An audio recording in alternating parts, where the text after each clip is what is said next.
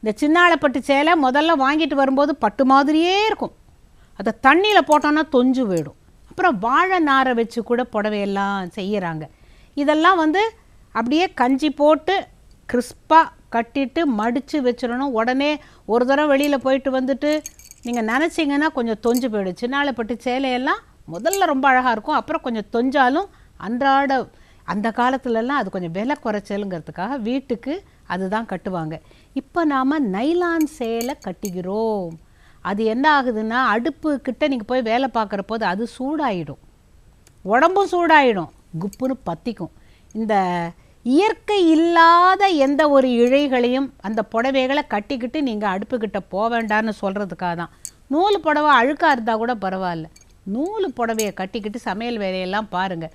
முடிச்சுட்டு அப்புறம் எது பளிச்சுன்னு இருக்கோ அதை கட்டிக்கிட்டு வாங்க காப்பி குடிங்க சொல்கிறதுக்கு நீங்கள் ரெடியாக இருக்கலாம். சரியா?